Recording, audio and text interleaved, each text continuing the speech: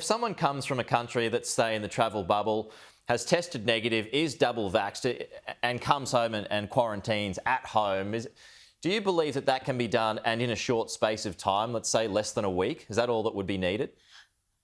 Well, look, I'm not a medical expert, Sure. so I know that there is different medical groups looking at this. I think the trial in South Australia is a really important one.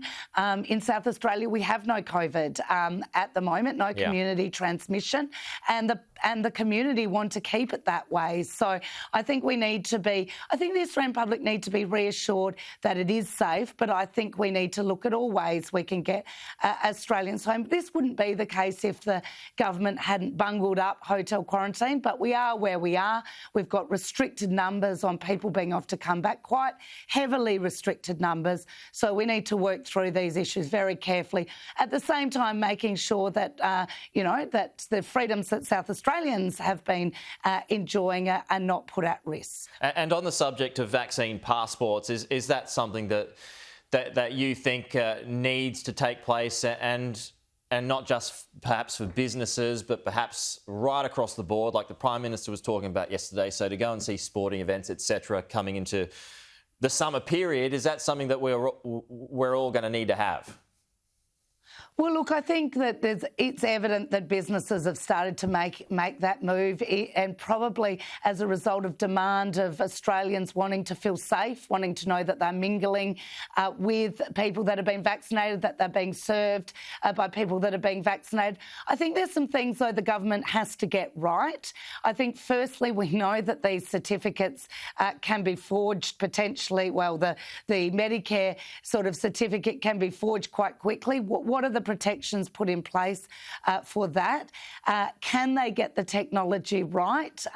We've seen the fact that the Prime Minister is suggesting that these be integrated into state-based apps. Well, if he'd got the COVIDSafe app right in the first place, we might be able to look at a national system. At the moment, we're not even looking at a national system. Yeah. But of course, we have to ensure that everyone has had the opportunity to get a vaccine. Yeah. And that is just not the case at the moment. And so I think what the Prime Minister really needs to do is, rather than just have a press conference around this, is work through the detail and give confidence to the Australian people that it will work. And finally, those people, and it's a small proportion, but there is a very small proportion for medical reasons, cannot get either of the COVID vaccines, a process in how those individuals are dealt with. Just to back up there, you don't believe that there can be a national app because the COVIDSafe app was a dud?